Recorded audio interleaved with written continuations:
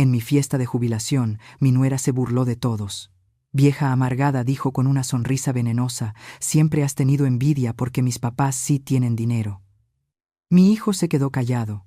Yo no respondí, solo sonreí. Y me preparé para revelar un secreto que dejaría a toda la sala helada. Estoy feliz de que estés aquí. Si estás viendo esto, dale like al video, suscríbete y cuéntame en los comentarios desde dónde estás escuchando mi historia de venganza. Quiero saber hasta dónde ha llegado. Aquella fiesta de jubilación se suponía que sería mi momento.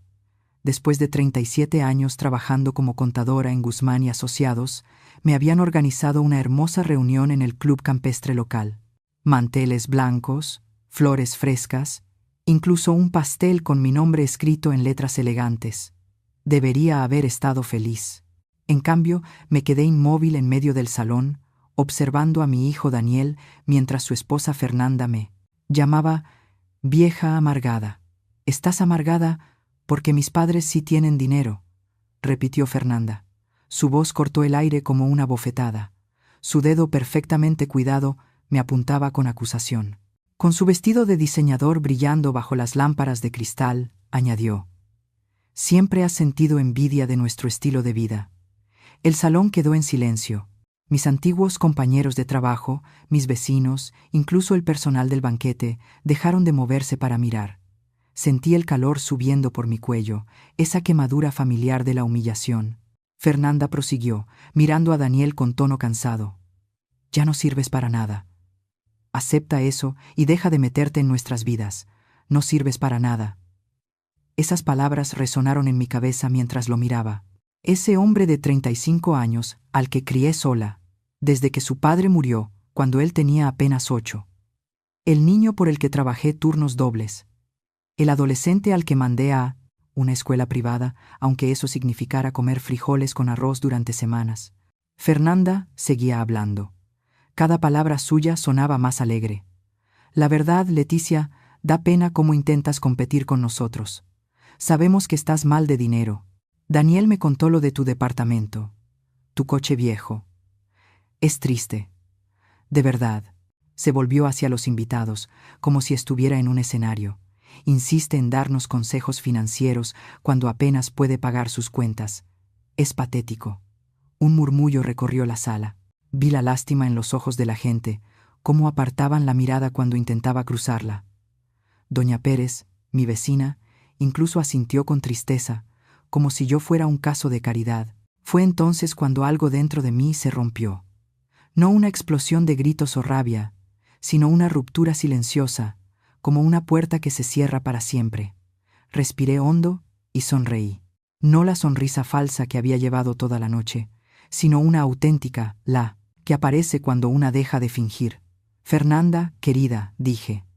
Mi voz resonó clara en el silencio. «Ya que mencionas el dinero, creo que es momento de hablar de algo». Ella rodó los ojos exageradamente. «Ay, ya empezamos. ¿Otra lección para ahorrar 2 pesos?» La interrumpí sin dejar de sonreír. El color se desvaneció de su rostro tan rápido que pensé que iba a desmayarse. De hecho, se tambaleó un poco y tomó del brazo a Daniel para no caer. «¿De qué hablas?», preguntó él, pero su seguridad ya se había ido. Me giré hacia el público, tal como lo había hecho ella. «Verán, hace unos años los padres de Fernanda necesitaban un préstamo bastante grande. 2 millones de pesos, para ser exacta.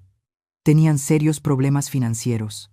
La boca de Fernanda se abrió y se cerró como la de un pez fuera del agua.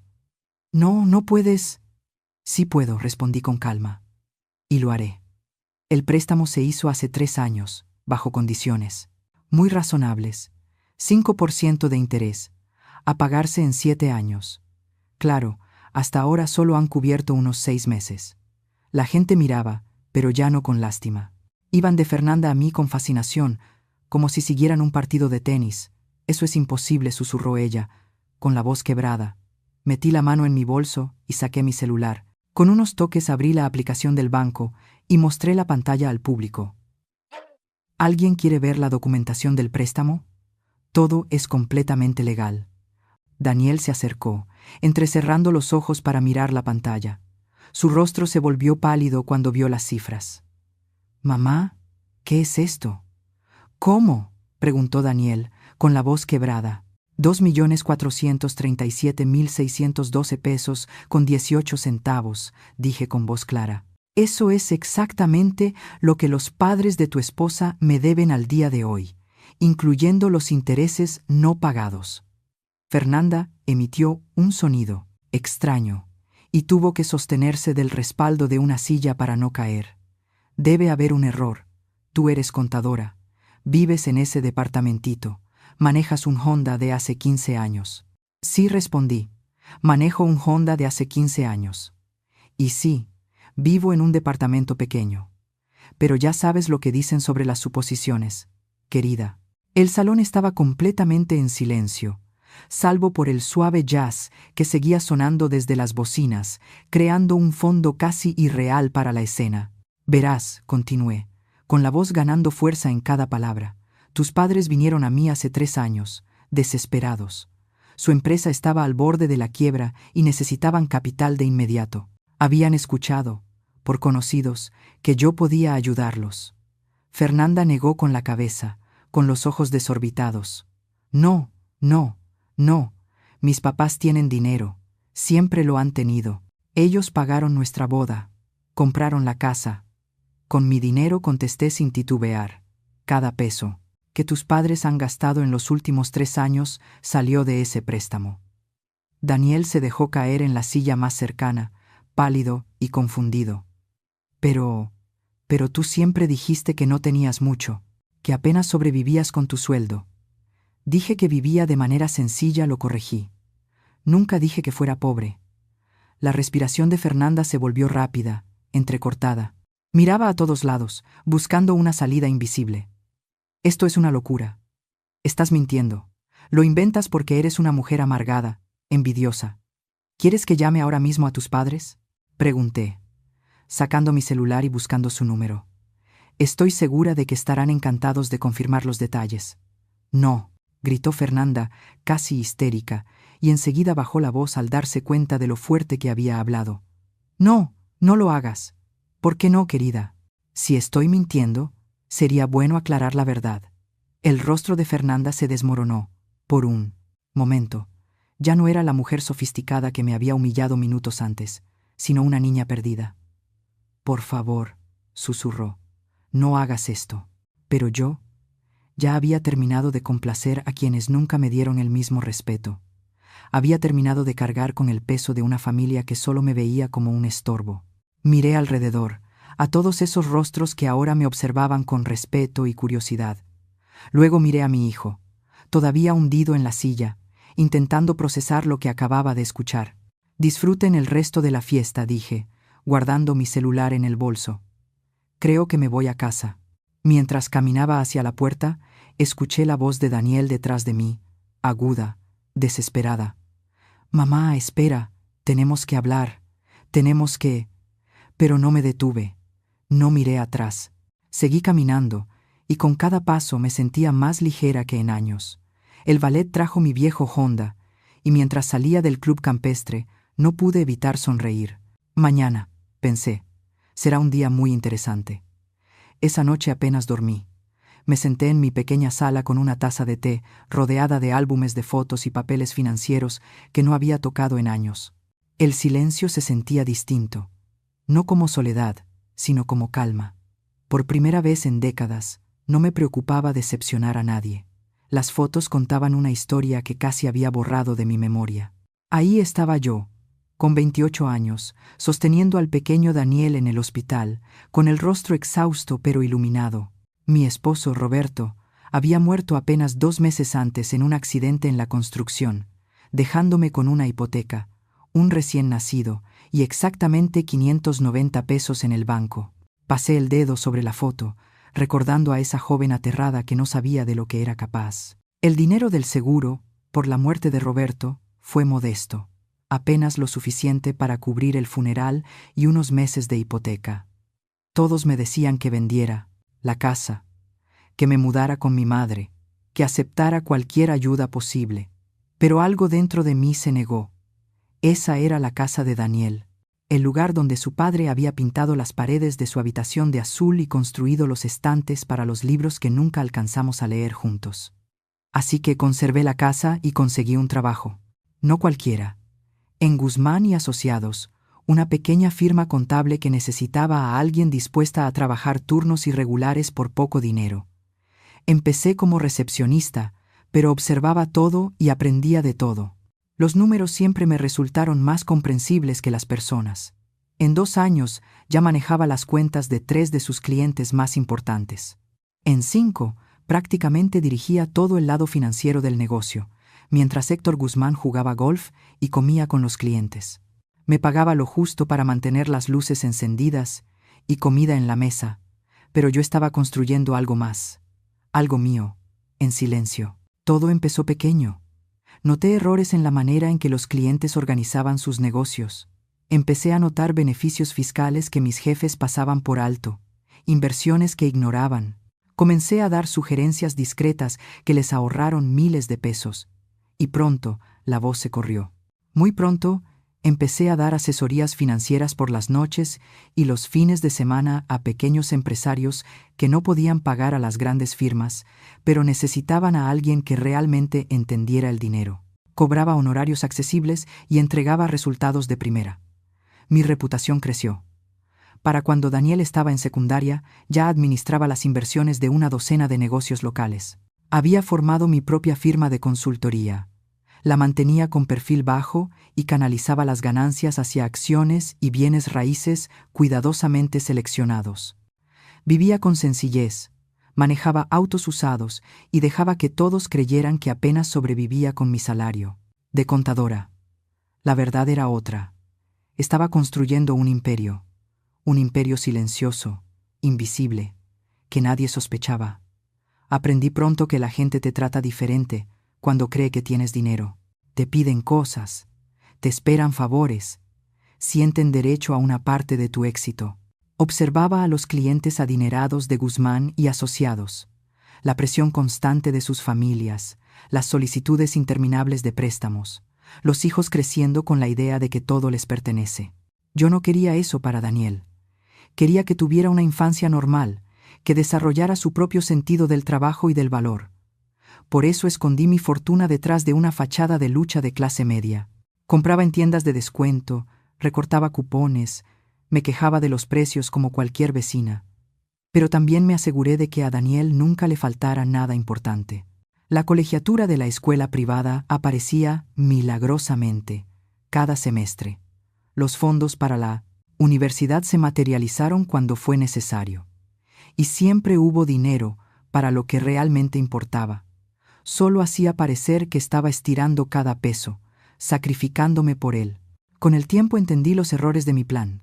Me enfoqué tanto en no consentir a Daniel que quizá fui demasiado lejos. Creció creyendo que apenas sobrevivíamos, que cada oportunidad que tenía era fruto de mi lucha y sacrificio. En parte era cierto, pero nunca comprendió la magnitud de lo que había construido, la seguridad que había creado para ambos. Cuando Daniel se graduó de la universidad con un título en administración, usé discretamente mis contactos para ayudarlo a conseguir su primer empleo. Cuando quiso abrir su propia firma de consultoría, organicé que varios de mis clientes se convirtieran en sus primeros contratos. Y cuando decidió expandirse, me aseguré de que el banco aprobara su crédito. Él pensaba que todo lo había logrado por mérito propio. Y en muchos sentidos, así fue. Lo crié para ser inteligente y trabajador. Pero también le estaba pavimentando el camino en formas que él nunca imaginó. Y entonces apareció Fernanda. Recuerdo perfectamente la primera vez que Daniel la llevó a cenar a mi departamento. Era hermosa, de esa forma pulida y costosa que huele a membresías de clubes exclusivos y vacaciones por Europa. Su ropa era de diseñador, sus joyas auténticas, su seguridad inquebrantable. Observó mi departamento modesto con un desdén apenas disimulado, soltando comentarios sobre la decoración tan pintoresca y el espacio acogedor. Durante la cena, nos habló con detalle sobre los recientes viajes de sus padres a la Toscana, su nuevo yate y sus planes para comprar un viñedo. Hablaba de dinero con tanta naturalidad, que era evidente que jamás había tenido que preocuparse por él. Cuando mencionó que su padre era dueño de varios concesionarios de autos en 3 estados, Entendí de dónde venía la riqueza. Lo que no entendí fue por qué parecía tan empeñada en hacerme sentir pequeña. Daniel me contó que trabajas como contadora, dijo con una sonrisa apenas amable. Debe ser difícil llegar a fin de mes con ese tipo de salario. Sonreí con cortesía y respondí que era un trabajo honesto. No mencioné que acababa de cerrar un contrato de consultoría que me dejaría, en 6 meses, más dinero del que la mayoría gana en 2 años. Después de que se fueron, no pude quitarme la sensación de haber sido evaluada y desaprobada. Fernanda había visto mi pequeño departamento, mi forma sencilla de vivir, y me había descartado como alguien sin importancia. Me repetí que no importaba, que su opinión no tenía peso. Pero a medida que su relación con Daniel avanzaba, empecé a notar cambios en él. Comenzó a hacer comentarios sobre mi situación económica, preguntándome si necesitaba ayuda con los gastos, sugiriendo que quizá debería mudarme a un lugar más pequeño para ahorrar. Su tono sonaba sincero, pero dolía. Mi propio hijo comenzaba a verme con los ojos de Fernanda. La boda fue un espectáculo que costó más que una casa. Los padres de Fernanda no escatimaron en nada. Trajeron flores desde Holanda y contrataron un cuarteto de cuerdas que había tocado para la realeza europea. Yo llevé un vestido sencillo, comprado en una tienda departamental, y me senté en la tercera fila, viendo a mi hijo casarse con una mujer que lo introducía a un mundo donde mi vida parecía insignificante en comparación. Después de la boda, la distancia se hizo más grande. Daniel y Fernanda se mudaron a una casa que sus padres ayudaron a comprar. La amueblaron con antigüedades y arte que costaban más de lo que yo había gastado en muebles en toda mi vida. Cuando los visitaba, me sentía como una turista en un museo, con miedo de tocar algo. Fernanda siempre era educada, pero de esa forma fría y distante. La misma cortesía que se le ofrece a un proveedor de servicios o a alguien que apenas se tolera. Fernanda siempre preguntaba por mi trabajo con un interés fingido. Comentaba que mi carrito era lindo. Se ofrecía a llevarme de compras para ayudarme a vestir mejor. Cada encuentro con ella me dejaba más pequeña, más invisible. Y Daniel, quizá sin darse cuenta, empezó a adoptar su forma de ver las cosas. Dejó de pedirme consejos sobre sus decisiones de negocio. Dejó de llamarme tan seguido. Y cuando hablábamos, la conversación se sentía forzada, como si cumpliera con la obligación de llamar a una tía lejana, no a su madre. Fue entonces cuando los padres de Fernanda se comunicaron conmigo. Había pasado ya 3 años. Era un martes por la noche cuando mi teléfono sonó con un número desconocido.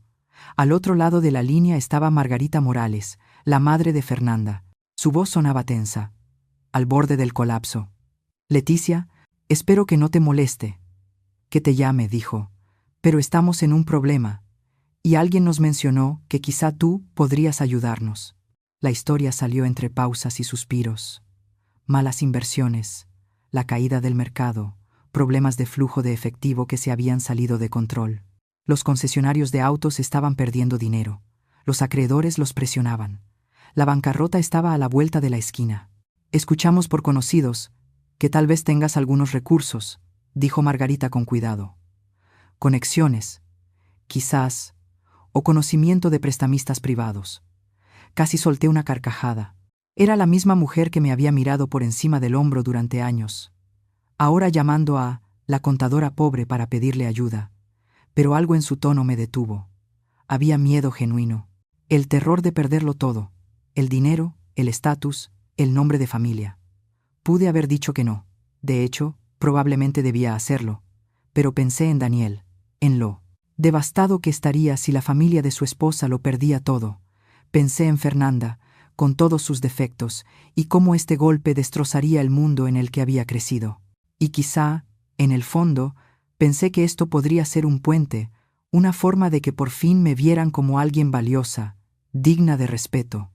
«¿Cuánto necesitan?», pregunté. La cifra fue escalofriante.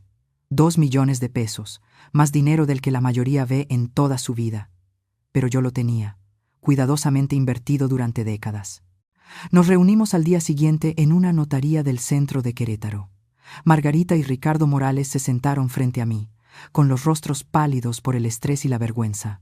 La abogada, una mujer aguda, de unos 50 años, experta en préstamos privados, explicó los términos.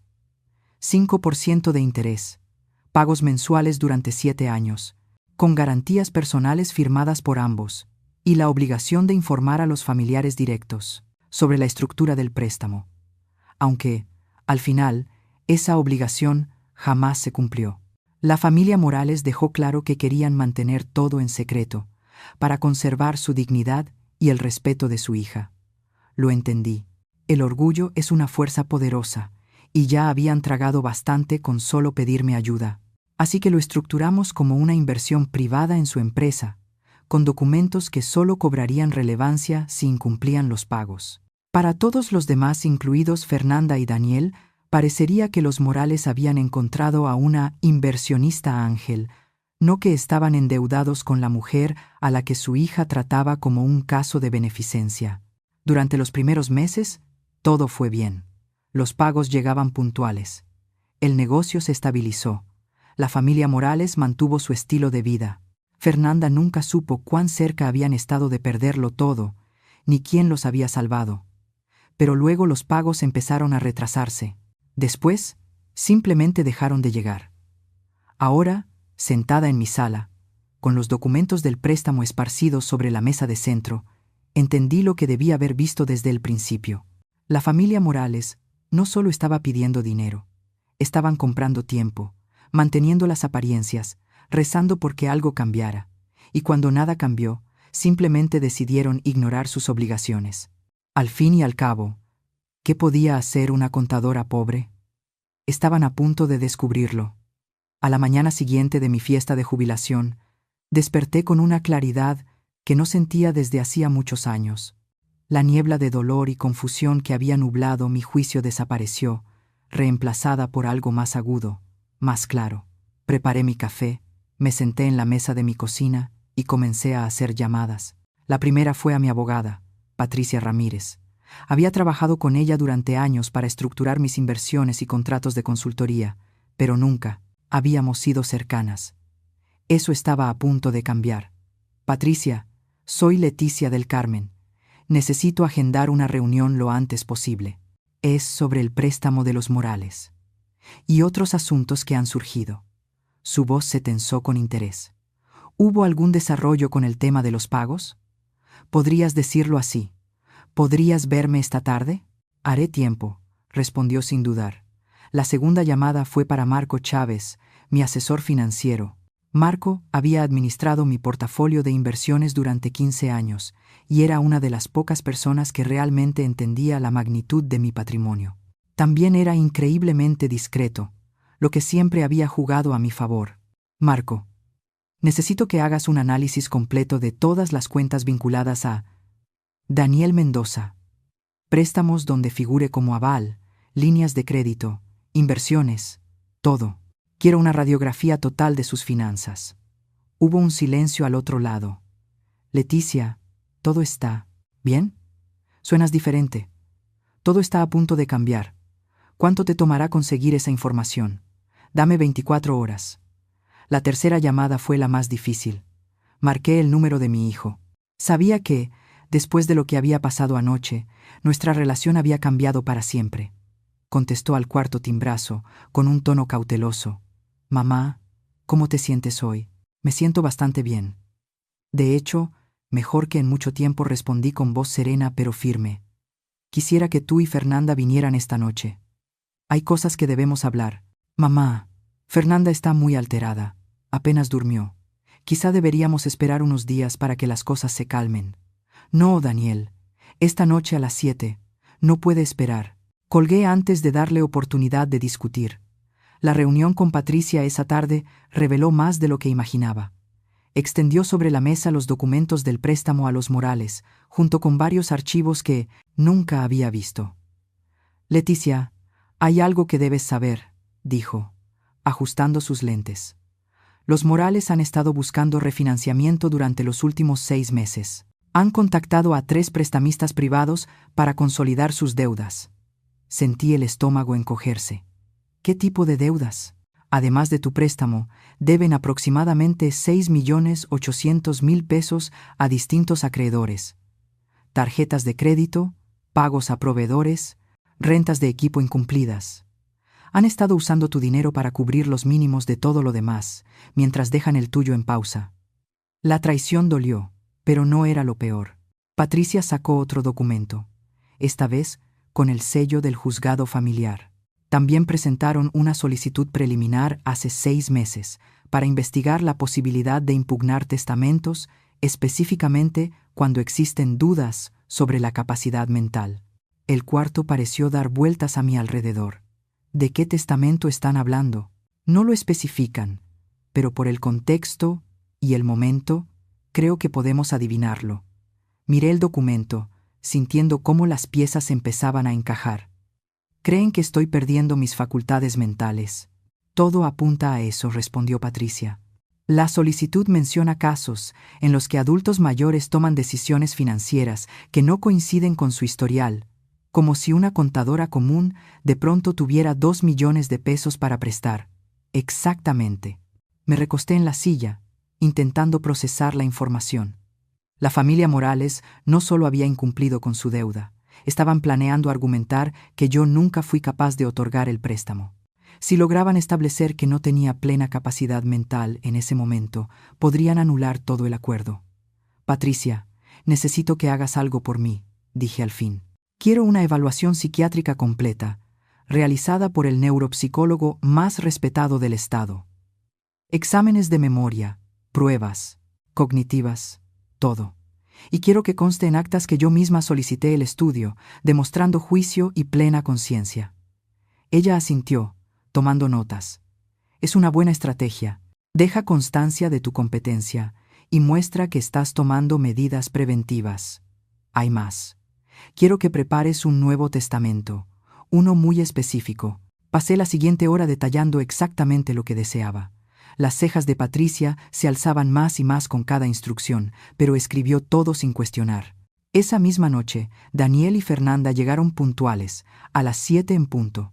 Fernanda parecía devastada. Su maquillaje impecable estaba un poco corrido. Daniel lucía nervioso, jugando con las llaves del coche. «Por favor, siéntense», dije, señalando mi pequeña sala. «¿Quieren algo de tomar? Mamá, tenemos que hablar de lo de anoche», empezó Daniel de inmediato. «Los papás de Fernanda están muy molestos. Dicen que estás confundida con un asunto de dinero, pero no quieren avergonzarte». Lo interrumpí. Mi voz cortó el aire como un cuchillo. «Basta. Solo deja de hablar un momento y escucha». Caminé hasta mi escritorio y saqué una carpeta que había preparado. «Aquí están las copias de todos los documentos del préstamo entre tus suegros y yo. Cada página está firmada, notariada y es completamente legal». Le entregué la carpeta a Daniel, observando su rostro mientras hojeaba las páginas. Su expresión cambió, de escepticismo a confusión y finalmente a una comprensión que lo dejó mudo. Esto es real», murmuró al fin, con la voz apenas audible. «Muy real», respondí con calma. 2 millones de pesos prestados hace 3 años. Dejaron de pagar por completo hace 8 meses. El monto actual, incluyendo intereses y penalizaciones, asciende a 2.612.418 pesos. Fernanda habló al fin, con la voz apenas audible. «¿Cómo es posible que tengas tanto dinero?» «Lo gané», respondí sin titubear. 30 años de inversiones cuidadosas y consultorías financieras. Mientras tú pensabas que era una mujer amargada, sobreviviendo apenas, yo estaba construyendo un portafolio financiero que hace ver los concesionarios de tus padres como un puesto de limonadas. Daniel dejó la carpeta sobre la mesa, con las manos temblorosas. «Pero nunca lo dijiste. Siempre actuaste como si viviéramos al límite. Vives en este departamento pequeño, manejas ese coche viejo. Porque así lo elijo», dije mirándolo fijamente. «Porque aprendí hace mucho tiempo que, cuando la gente sabe que tienes dinero, deja de verte como una persona y empieza a verte como un recurso». Me giré hacia Fernanda. «Tus padres acudieron a mí porque estaban al borde de la quiebra. Me suplicaron ayuda. Juraron que serían puntuales con los pagos. Me rogaron mantenerlo en secreto para no perder su dignidad. Y acepté, porque creí que eso podría ayudar al matrimonio de mi hijo». El rostro de Fernanda se había quedado sin color. Ellos me dijeron que habían encontrado a un inversionista, a un empresario que creía en la empresa. Yo soy ese inversionista. Fernanda, respondí con voz firme. Yo fui quien salvó a tus padres de perderlo todo. Fui quien hizo posible que mantuvieran su estilo de vida, que siguieran financiando tus gustos caros, que conservaran su lugar en ese círculo social que tanto te importa. Daniel se pasó las manos por el cabello, un gesto que recordé de su infancia, cuando se sentía abrumado. No entiendo. Si tienes todo este dinero, ¿por qué nos hiciste creer lo contrario? ¿Por qué me dejaste preocuparme por tu jubilación, por tu seguridad? La grieta en su voz casi me hizo vacilar, pero seguí. Porque quería que me amaras por quien soy, no por lo que tengo. Quería saber que valorabas nuestra relación, no solo mi capacidad para resolver tus problemas con dinero. Fernanda intervino, con la voz hueca. ¿Y ahora? Saqué mi celular y les mostré una aplicación de grabación. Ahora sé exactamente lo que piensan de mí. Anoche, frente a 50 personas, me llamaste amargada, patética, inútil.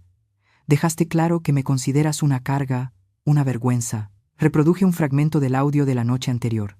Sus propias voces llenaron la pequeña sala con palabras crueles. Fernanda se estremeció al oírse decir, vieja amargada. Grabé todo, dije simplemente. Toda la conversación está documentada. Daniel se inclinó hacia adelante, desesperado. Mamá, estábamos alterados. Dijimos cosas que no sentíamos. No, Daniel lo interrumpí con firmeza. Dijiste exactamente lo que querías decir. Dijiste lo que llevas pensando desde hace años, lo que Fernanda te ha repetido sobre mí. Que no valgo nada, que no tengo nada que aportar, que mi presencia en sus vidas es una molestia. Me levanté y caminé hasta la ventana. Las luces de la ciudad se reflejaban en el vidrio como pequeñas brasas. Lo que ustedes no saben, continué, es que he sostenido su estilo de vida por años. Esa firma de consultoría que fundaste, Daniel, 3 de tus primeros 5 clientes fueron empresas que yo misma te recomendé. El crédito bancario, para tu expansión, lo avalé en silencio a través de una empresa subsidiaria. El silencio detrás de mí era absoluto. Esa casa en la que viven, estructuré el financiamiento para ahorrarles cientos de miles de pesos en impuestos e intereses. Sus fondos de retiro, sus inversiones, incluso las joyas de Fernanda, todo fue posible gracias a mis consejos, a mis contactos y a mi apoyo económico directo. Apoyo que nunca supieron que existía. Me giré hacia ellos. Daniel parecía destrozado. Fernanda, en shock. Pero lo realmente interesante es esto, continué, con la voz ahora más fría. Hoy descubrí que no solo tus padres han estado ignorando su deuda conmigo, sino que también han estado planeando declararme mentalmente incompetente para anular el préstamo por completo. La boca de Fernanda se abrió y cerró sin emitir sonido. Han presentado solicitudes en el juzgado de lo familiar para impugnar testamentos y planes patrimoniales. Han estado preparando todo para argumentar que yo no estaba en mis cabales cuando les presté el dinero y que era imposible que una simple contadora tuviera esa cantidad. Daniel me miró horrorizado. No lo harían. No podrían. Sí, Daniel, sí pueden. Y planeaban hacerlo con tu ayuda. ¿Qué quieres decir?, balbuceó. Saqué el último documento de la carpeta que llevaba en las manos. Recordé las palabras de Daniel aquella noche. Su desprecio, la forma en que me desechó como si fuera inútil. Todo está exactamente como debe estar, Marco, le dije antes de colgar. Mi tercera parada fue la más difícil. Margarita Morales aceptó verme para almorzar en el Club Campestre, el mismo lugar donde apenas 2 días antes se había celebrado mi fiesta de jubilación. Se veía más avejentada de lo que recordaba, con líneas profundas alrededor de los ojos y una compostura quebrada por la tensión. Leticia, gracias por aceptar verme, dijo, intentando sonreír. Espero que podamos resolver esto de manera amistosa. Nos sentamos en una mesa tranquila con vista al campo de golf, el mismo donde Fernanda me había llamado patética frente a todos mis compañeros. La ironía no me pasó desapercibida. Margarita, voy a ser directa. Sé de las solicitudes que presentaste en el juzgado de lo familiar, sé de tus planes para cuestionar mi capacidad mental y sé que han estado usando el dinero de mi préstamo para cubrir otras deudas mientras ignoran lo que me deben. Su rostro se tornó pálido, aunque trató de mantener la dignidad. No sé de qué estás hablando. Coloqué una carpeta sobre la mesa, entre nosotras. Aquí tienes copias de cada movimiento financiero que ha hecho tu familia en los últimos 6 meses, gracias a un contador forense muy meticuloso. ¿Quieres que te los lea en voz alta? Las manos de Margarita temblaron ligeramente al tomar su vaso de agua. ¿Cómo obtuviste eso? Esa información es privada. No cuando tienes una deuda de 2 millones de pesos, no lo es. Mis abogados han sido muy exhaustivos. Abrí la carpeta y comencé a leer. 15 de marzo. Pago a Citibank, 38,000 pesos. 18 de marzo. Pago a EW Crédito, 15,000 pesos. 22 de marzo. Pago a la tarjeta de crédito de Fernanda, 24,000 pesos. La compostura de Margarita finalmente se quebró. Por favor, detente. 3 de abril, transferencia a la cuenta de Fernanda para su viaje por Europa, 47,000 pesos. 7 de abril, pago al Country Club para su despedida de soltera, 10,000 pesos. Te dije que pares, gritó al borde del llanto. Cerré la carpeta con calma. Cada uno de esos pagos fue hecho con dinero de mi préstamo, dinero que prometiste usar para estabilizar tu negocio. En cambio, has estado financiando los caprichos de tu hija mientras planeabas declararme mentalmente incompetente para no devolverme un solo peso. Margarita bajó la mirada hacia su ensalada intacta. Su voz era apenas un susurro. Estábamos desesperados. El negocio cayó más rápido de lo que pensamos. Creímos que, si manteníamos las apariencias un poco más, todo se arreglaría. ¿Y si no? Pregunté. No respondió. Ibas a destruir mi reputación, cuestionar mi cordura y posiblemente hacerme declarar incapaz solo para no pagar lo que me tomaste de buena fe. No debía ser así, murmuró, pero lo fue. Y ahora hay consecuencias. Saqué un documento que Patricia Ramírez, mi abogada, había preparado. Esta es una demanda formal de pago inmediato del saldo total, más penalizaciones, 2,600,000 pesos, a cubrir en un plazo de 30 días. El rostro de Margarita se descompuso. No tenemos ese dinero. Tú sabes que no lo tenemos. Entonces tendrán que liquidar activos. Los concesionarios, la casa, el yate del que tanto he oído hablar. Por favor, Leticia, debe haber otra manera. Podríamos renegociar un nuevo plan de pagos. Margarita, ya tenías un plan de pagos. Lo ignoraste durante 8 meses mientras gastabas mi dinero en lujos y planeabas declararme incapaz. No habrá un nuevo acuerdo. Las lágrimas empezaron a correr por su rostro, dejando surcos negros de rímel. Esto nos va a destruir. Fernanda no sabe lo mal que estamos. Esto arruinará su matrimonio, toda su vida. Su matrimonio está construido sobre mentiras y dinero prestado. Tal vez es hora de que aprenda a vivir en el mundo real. Me levanté para irme, pero Margarita me tomó del brazo con desesperación. Espera. Hay algo más que debes saber sobre Daniel. Volví a sentarme, intrigada a pesar de mí misma. Fernanda lleva meses trabajando en él, convenciéndolo de que te estás volviendo inestable. Ha estado grabando cada conversación que tienes, cada decisión que le parece extraña. Estaba armando un expediente. ¿Un expediente para qué?, pregunté. Para declararte incompetente legalmente. Quería que Daniel solicitara la tutela legal de tus bienes. Sentí que el restaurante giraba a mi alrededor. ¿Tutela?, susurré. Lo convenció de que necesitabas protección de ti misma, de que estabas tomando malas decisiones financieras y alguien debía administrar tu dinero antes de que lo perdieras todo. Una furia fría me recorrió el cuerpo. Quería control sobre mis bienes, murmuré. Ella creía, como todos, que tal vez tenías unos cuantos cientos de miles ahorrados, suficiente para valer la pena, pero no tanto como para importar a largo plazo, admitió Margarita con la voz baja. ¿Y Daniel aceptó eso?, pregunté, conteniendo el temblor en mi voz. Margarita asintió con tristeza. Te ama, Leticia, de verdad. Pero Fernanda lo manipuló.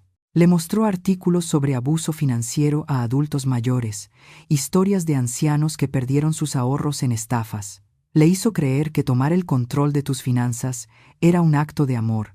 Miré hacia el campo de golf, tratando de procesar todo. Mi propio hijo había estado dispuesto a quitarme mi autonomía, a tratarme como a una niña incapaz de manejar su propia vida, todo porque su esposa lo convenció de que era por mi bien. ¿Cuándo pensaban hacerlo?, pregunté finalmente. Pronto respondió Margarita. Fernanda estaba esperando un incidente más, algo que pudiera usar como prueba de tu deterioro. Pensó que tu fiesta de jubilación sería la oportunidad perfecta. Y lo fue, ¿no es cierto?, dije amargamente. Mi revelación sobre el préstamo. Margarita bajó la cabeza, avergonzada. Ese era el plan. Me levanté de nuevo, esta vez con una resolución que ya no admitía retorno. Gracias por decirme la verdad, Margarita. No cambia nada respecto al préstamo, pero al menos ahora entiendo todo el panorama. ¿Y ahora qué pasa?, preguntó, con la voz casi inaudible. La miré fijamente, a esa mujer que había criado a la nuera que envenenó poco a poco la relación con mi hijo, a la que tomó mi dinero mientras planeaba mi destrucción. Ahora enfrentan las consecuencias de sus decisiones. Todos ustedes. Esa noche, me senté en mi pequeño departamento a repasar los acontecimientos del día. Ya habían llegado 3 llamadas de Daniel. Aparentemente, la línea de crédito de su empresa había sido congelada en espera de reestructuración, y 2 de sus clientes más importantes habían cancelado sus contratos. Dejé que cada llamada se fuera directo al buzón de voz. La 4ª llamada fue de Fernanda. Su voz sonaba aguda, desesperada. Leticia, tenemos que hablar. Hubo un error con el banco, y mis padres están diciendo locuras sobre préstamos y dinero, y Daniel tiene problemas con su negocio. Por favor, llámame. Tenemos que arreglar esto. Eliminé el mensaje y me serví una copa de vino. Afuera, la ciudad brillaba en la oscuridad, llena de gente viviendo sus vidas, tomando decisiones y enfrentando consecuencias. Mañana daría el siguiente paso. Esa noche disfrutaría del silencio. Por primera vez en años, nadie me estaba quitando nada. Nadie me manipulaba, nadie me usaba, nadie planeaba mi caída. Por fin estaba completamente al mando de mi vida, y se sentía magnífico. Los intentos desesperados por reconciliarse comenzaron exactamente 72 horas después de que congelé la línea de crédito de Daniel. Estaba en la cocina preparando el desayuno cuando escuché golpes frenéticos en la puerta, seguidos por la voz de Fernanda, del otro lado de la madera. Leticia, por favor, sé que estás ahí, tenemos que hablar. Esto se ha salido de control. Terminé de untar mantequilla en mi pan tostado antes de ir a abrir. Por la mirilla vi a Fernanda, caminando nerviosa por el pasillo. Su cabello, normalmente impecable, era un desastre. El maquillaje, corrido, y tenía el aspecto de alguien que no había dormido en días. Abrí la puerta, pero no la invité a pasar. «Hola, Fernanda. Te ves cansada», por favor, dijo, con la voz quebrada. «Por favor, podemos sentarnos y hablar de esto. Ha sido un malentendido terrible». «No ha habido ningún malentendido. ¿Quieres que te ponga la grabación de mi fiesta de jubilación? La parte donde me llamas vieja amargada». Fernanda se estremeció, como si le hubiera dado una bofetada. Estaba alterada. Dije cosas que no sentía. La gente dice cosas cuando está emocionalmente afectada. La gente muestra quién es realmente cuando está emocionalmente afectada. Ahí es cuando se caen las máscaras. Los ojos de Fernanda se llenaron de lágrimas, y por un segundo casi sentí lástima por ella. Casi. «Mis padres están perdiéndolo todo», susurró. «El banco está embargando los concesionarios, hablan de vender la casa. El negocio de Daniel se está derrumbando. Sus clientes se van, su crédito está congelado. Podríamos perder también nuestra casa. Imagino que debe ser muy estresante para ti», respondí con frialdad. «¿No te importa? Daniel es tu hijo. ¿No te importa lo que esto le está haciendo?» Me apoyé en el marco de la puerta, observando a esa mujer joven que había pasado 3 años tratándome como a una pariente incómoda que debía tolerar. «Dime, Fernanda, cuando planeabas declararme mentalmente incompetente, ¿pensaste en lo que eso me haría?» Su rostro se volvió blanco. «No sé de qué estás hablando. Tu madre me contó todo. El plan de tutela, la forma en que llevas meses documentando mi comportamiento, convenciéndolo de que necesitaba protección de mí misma. Querías tomar el control de mis finanzas y tratarme como a una niña incapaz de manejar su propia vida. Fernanda abrió la boca, pero no pudo pronunciar palabra. La ironía es preciosa, ¿no crees? Continué. Pensabas que yo era una anciana patética, con apenas unos cientos de miles de pesos para que administraras por mí. Y en cambio descubriste que tengo suficiente dinero para acabar con la estabilidad financiera de toda tu familia con una sola llamada. Por favor, dijo de nuevo, pero la palabra salió ahogada. Por favor, ¿qué? Que deje que tu familia se quede con el dinero que me robó. Que finja que no me trataste con desprecio durante 3 años. Que ignore que planeabas quitarme mi autonomía. Di un paso atrás, hacia mi departamento. La respuesta es no, Fernanda, a todo. Cerré la puerta antes de que pudiera responder. Aún así, escuché sus sollozos del otro lado. Una parte de mí, la parte que crió sola a Daniel. La parte que siempre buscó la paz, quiso abrir la puerta y consolarla.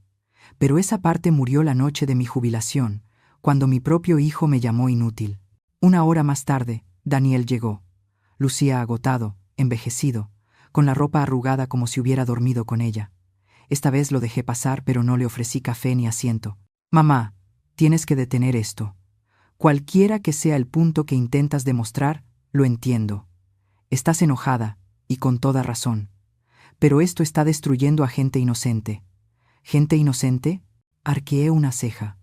Tu esposa planeaba declararme incapaz para controlar mi dinero. Tus suegros me pidieron prestados 2 millones de pesos, y luego planearon argumentar que no estaba en mis cabales cuando hice el préstamo. ¿Dónde ves la inocencia en todo eso? Daniel se pasó las manos por el cabello, el mismo gesto de cuando era niño, cuando no entendía algo. Y a pesar de todo, me dolió verlo así. No sabía nada de eso, te lo juro, mamá. No tenía idea de lo que estaban tramando. Pero sí pensabas que yo estaba perdiendo la razón, ¿verdad? Guardó silencio un largo momento. Estaba preocupado por algunas de tus decisiones. Vivir en este departamento pequeño cuando podrías permitirte algo mejor. Manejar ese coche viejo. No tomar vacaciones. Parecía que quizá estabas teniendo dificultades para administrar tu dinero, así que estabas dispuesto a quitarme mi derecho a decidir. A protegerme... ¿De qué exactamente? ¿Protegerme de qué, Daniel? ¿De vivir como yo quiera vivir?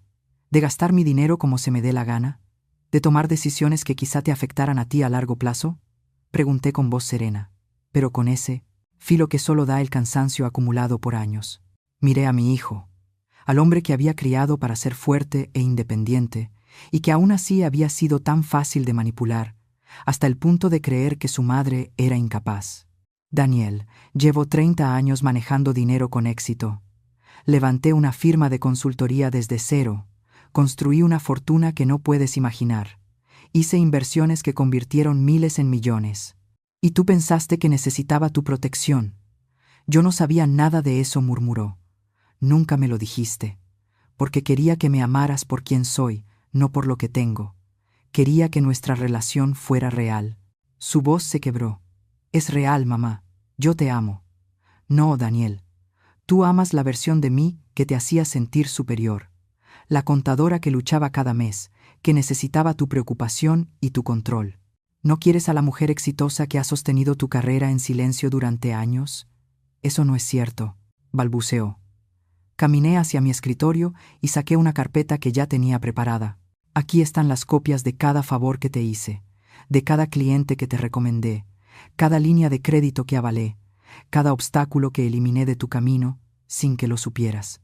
Durante 15 años me aseguré de tu éxito, mientras te dejaba creer que lo habías logrado solo. Daniel tomó la carpeta con manos temblorosas, hojeando los estados de cuenta, las cartas de recomendación, los contratos de garantía que nunca había visto. ¿Por qué?, susurró. Porque quería que tuvieras confianza en ti mismo, que creyeras en tus capacidades, pero también quería protegerte del fracaso. Y ahora te toca descubrir lo que realmente puedes lograr sin mi ayuda. Mamá, por favor, sé que estuve mal, pero soy tu hijo. ¿Eso no significa nada? Lo miré, a ese hombre con mis mismos ojos, con mi misma terquedad, el centro de mi mundo, durante 35 años. Significa todo, Daniel. Por eso duele tanto. Entonces no lo hagas, dijo, con la voz temblorosa. No destruyas mi matrimonio, mi negocio, toda mi vida por algo que ya no se puede deshacer. No estoy destruyendo nada. Solo estoy deteniendo mi apoyo. Eres un adulto con un título universitario y 15 años de experiencia. Si no puedes mantener tu estilo de vida sin la ayuda secreta de tu madre, entonces quizá ese estilo de vida nunca fue sostenible. ¿Y Fernanda? Ella cometió errores, pero me ama. Está embarazada, mamá. Sentí que el corazón me dio un vuelco. ¿Qué? Tiene 8 semanas. Lo supimos ayer. Está aterrada por lo que pasa con nuestras finanzas y con sus padres. Ese estrés no puede ser bueno para el bebé. Por un instante, el silencio llenó la habitación. Un nieto, otra oportunidad de tener familia, de vivir un amor que no estuviera contaminado por la manipulación ni la ambición. Pero entonces recordé la voz de Fernanda llamándome patética y la de Daniel diciéndome inútil. Recordé los papeles de tutela que me habrían quitado mi autonomía. Felicidades, murmuré finalmente. Mamá, por favor, por el bien del bebé, ¿no podemos arreglar esto? Caminé hacia la ventana, observando la ciudad que había sido mi hogar tantos años. En algún despacho, Margarita y Ricardo Morales seguramente hablaban con abogados de bancarrota. En otro rincón, Fernanda lloraba frente a estados de cuenta y avisos de embargo. Te haré una propuesta, dije al fin. El rostro de Daniel se iluminó con esperanza. Pago total del préstamo de los Morales en un plazo de 60 días. 2.600.000 pesos. Su rostro se derrumbó. Sabes que no tienen ese dinero. Entonces tendrán que liquidar activos. Casas, negocios, inversiones, joyas, todo. Eso los dejará sin nada. Les dejará su salud y su libertad. Es mucho más de lo que sabes. Ellos planeaban dejarme a mí. ¿Y mi empresa? ¿Qué pasa con las garantías que retiraste? Tu negocio triunfará o fracasará por tu propio mérito ahora. Ya no habrá más ayuda mía. ¿Y nosotros? Preguntó con la voz quebrada. ¿Nuestra relación? Me giré para mirarlo, memorizando su rostro como si fuera la última vez. Eso depende solo de ti, Daniel. De si puedes amar y respetar a la verdadera Leticia del Carmen, no solo a la versión que creías poder controlar. Él estaba llorando ya, lágrimas silenciosas que caían sin que intentara esconderlas. Yo nunca quise controlarte. Pensé que te estaba ayudando. Lo sé. Eso es lo que lo hace tan trágico. Cuando se fue, me quedé en mi departamento, mientras la tarde se deslizaba lentamente hacia la noche. El silencio tenía un peso distinto ahora, más denso, más real. Estaba obteniendo lo que tanto había exigido: respeto, reconocimiento y consecuencias para quienes me habían herido. Pero el precio era más alto de lo que imaginé. Un nieto estaba en camino, y tal vez nunca llegaría a conocerlo. Mi hijo, quizá, nunca me perdonaría. La familia que había cuidado y protegido durante 35 años se desmoronaba a mi alrededor. Pero por primera vez en mucho tiempo, nadie me estaba usando, nadie me manipulaba, nadie planeaba mi caída. Por fin era libre de ser exactamente quien soy, sin disculpas ni explicaciones.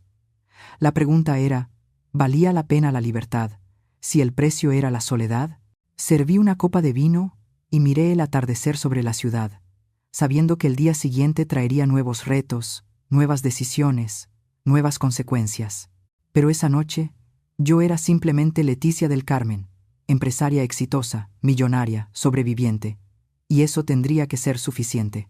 6 meses después, estaba en el vestíbulo del edificio Salt Tower, con un traje azul marino hecho a la medida que costaba, más que el sueldo mensual de la mayoría. El mármol brillaba bajo mis pies, reflejando las lámparas de cristal que bañaban el espacio con una luz cálida. Ese edificio ahora me pertenecía, uno de los 3 inmuebles comerciales que había adquirido en el último mes. El elevador me llevó al piso 15, donde las puertas de cristal tenían grabado: Del Carmen Consultoría Financiera, Gestión de Patrimonios Privados. Mi nueva oficina ocupaba todo el piso, con ventanales de piso a techo que ofrecían una vista panorámica de la ciudad. Mi asistente, Clara, una mujer astuta de 40 años, me recibió con la agenda del día. «Buenos días, licenciada del Carmen. Tiene la reunión con los Peterson a las 10, el almuerzo con el Comité Económico del Ayuntamiento a las 12 y la entrevista con Forbes a las 3. Gracias, Clara. ¿Algún mensaje?» «Varios», licenciada respondió con voz cautelosa. Llamó su abogada sobre el proceso de quiebra de los Morales. Todo ha quedado finalizado. Su contadora necesita revisar las implicaciones fiscales de las nuevas adquisiciones. Vaciló un momento y su hijo volvió a llamar. Es la 4ª vez esta semana. Asentí sin mirar la nota. Retén todas las llamadas hasta después de la reunión con los Peterson.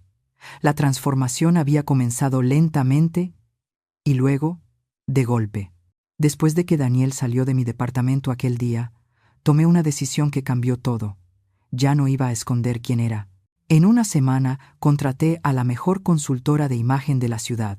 Renové mi guardarropa, me hice una sesión profesional de fotografías, registré Del Carmen Asesoría Financiera como una firma de gestión patrimonial integral y comencé a contactar la red de clientes y empresarios que había construido durante 3 décadas. La respuesta fue inmediata y abrumadora.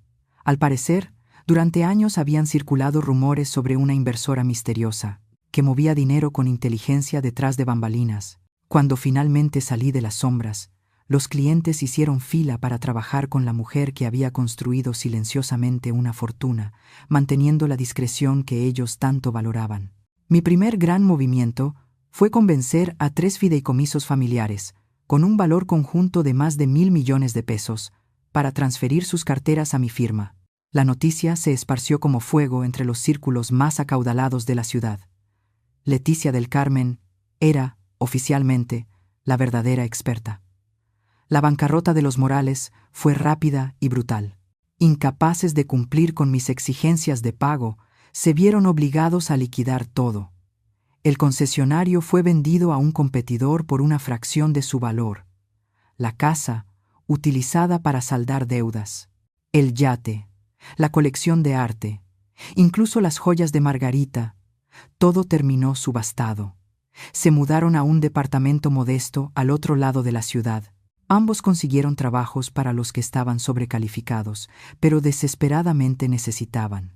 Ricardo trabajaba como gerente de ventas en una agencia de autos usados propiedad de su antiguo rival, y Margarita medio tiempo en una inmobiliaria, mostrando casas en las que jamás podría volver a vivir. Fernanda estaba devastada. El embarazo había sido difícil, marcado por el estrés y el cambio drástico en su vida.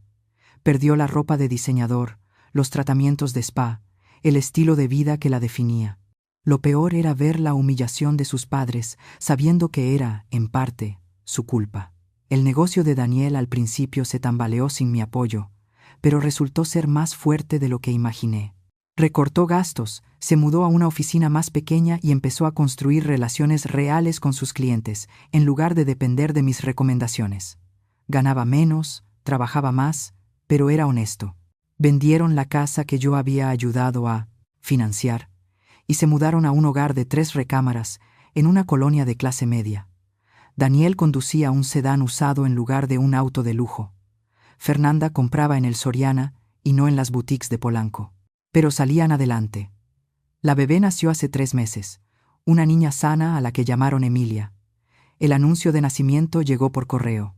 Una simple tarjeta con una pequeña foto, sin fiestas elegantes ni regalos costosos de los abuelos. Solo una bienvenida silenciosa a una nueva vida en un mundo incierto.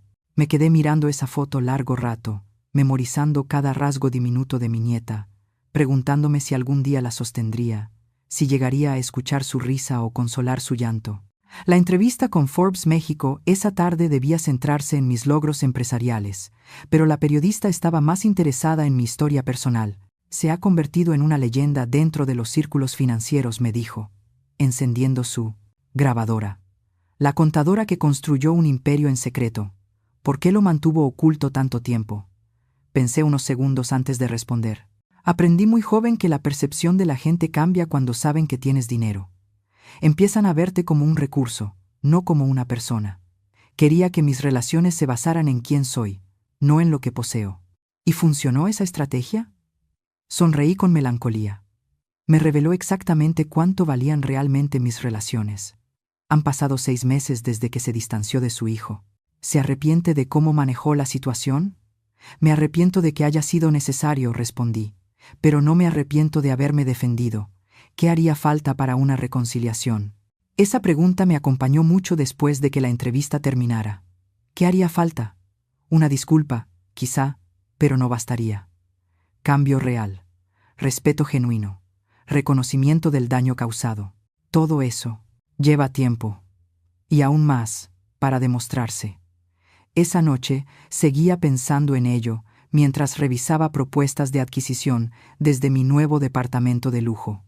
Por fin me había mudado de aquel alquiler modesto. Entonces sonó el teléfono del portero. Licenciada del Carmen, hay una joven aquí con un bebé. Dice que es su nuera. ¿La dejo subir? Dudé unos segundos. Sí, dígale que suba. 5 minutos después, abrí la puerta. Fernanda estaba en el pasillo, con un pequeño bulto rosa en brazos. Se veía diferente, más madura, más cansada, pero también más auténtica. Llevaba el cabello recogido en una coleta sencilla, jeans y un suéter, sin rastros de marcas costosas, y en sus ojos, algo nuevo, humildad. Hola, Leticia, gracias por recibirme. Pasa. Entró a mi sala, observando los muebles elegantes, las obras de arte originales, los ventanales que ofrecían una vista impresionante de la ciudad. Pero pronto volvió la mirada hacia la bebé. Ella es Emilia, dijo suavemente, tu nieta. Miré al pequeño ser dormido y sentí cómo el corazón se me apretaba con un anhelo que había reprimido durante meses. Tenía la nariz de Daniel y tal vez mi barbilla. Es preciosa. ¿Quieres cargarla? Con manos temblorosas tomé a mi nieta. Era tan ligera, tan perfecta, tan completamente inocente de todo el dolor y la traición que nos había traído hasta aquí. Te debo una disculpa, susurró Fernanda, no solo por lo que te dije aquella noche, sino por todo, por cómo te traté, por convencer a Daniel de que te viera como una carga en lugar de la mujer extraordinaria que eres. Levanté la vista del rostro de la niña y observé el suyo. La arrogancia se había desvanecido. En su lugar había arrepentimiento verdadero. Fui mimada, arrogante y cruel, continuó. Pensé que el dinero y el estatus eran lo único que importaba. Te menosprecié porque creí que tenías menos que yo. Y me sentí amenazada cuando descubrí que en realidad tenías más. Ahora entiendo lo que mis padres te hicieron, lo que yo te hice. Abusamos de tu generosidad y de tu amor por Daniel. Planeamos quitarte tu autonomía. Te tratamos como si fueras desechable. Lloraba ahora, lágrimas silenciosas que no intentaba ocultar. Sé que tienes todo el derecho de odiarme. Sé que no merezco tu perdón, pero quería que supieras que entiendo el daño que causé, y quería que conocieras a tu nieta. Apreté a Emilia contra mi pecho, aspirando ese aroma dulce de bebé, sintiendo el diminuto latido de su corazón contra el mío. ¿Daniel sabe que viniste?, pregunté en voz baja, aún meciéndome con la bebé en los brazos. No respondió Fernanda. No sabe que estoy aquí. Cree que nunca nos perdonarás, que te perdimos para siempre. ¿Y tú qué piensas? Guardó silencio largo rato. Pienso que sería justo, pero espero que algún día nos des la oportunidad de recuperar tu confianza. Eso tomaría tiempo, dije con calma. Años, probablemente. Lo sé, y requeriría un cambio real, no solo palabras, acciones, pruebas. Lo entiendo, dijo, asintiendo despacio. Emilia se movió en mis brazos, soltando pequeños sonidos suaves, como si el aire mismo la arrullara. Miré su carita perfecta, y sentí algo moverse dentro de mí. El enojo seguía allí, también el dolor y la traición. Pero junto a ellos, por primera vez, se abrió paso algo más, el amor. No por Fernanda, no todavía, sino por esa criatura inocente que no merecía heredar la cadena de resentimiento que su familia había tejido. No estoy lista para perdonar, dije al fin. Puede que nunca lo esté, pero estoy dispuesta a considerar la posibilidad de que la gente puede cambiar. El rostro de Fernanda se iluminó con una esperanza temblorosa. Pasos pequeños, advertí. Visitas supervisadas con Emilia. Terapia familiar con Daniel. Transparencia total sobre sus finanzas y decisiones. Y si llega a haber otra traición, otro intento de manipular o aprovecharse, se termina todo, definitivamente. Sí, respondió sin dudar. Sí, absolutamente. Y otra cosa, Fernanda, añadí, mirándola directamente. Ya no soy la mujer que escondía sus logros para que los demás se sintieran cómodos. Nunca más voy a fingir ser menos de lo que soy.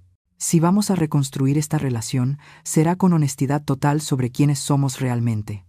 Ella asintió, secándose las lágrimas. No lo querría de otra manera. Cuando se preparaba para irse, tomé una decisión que incluso a mí me sorprendió. Fernanda, se giró, con esperanza. Dile a Daniel que puede llamarme. No para disculparse ni dar explicaciones, sino para hablar de Emilia, de lo que significa ser abuelos, de lo que viene después. Su sonrisa fue luminosa, casi infantil. Lo haré. Gracias, Leticia.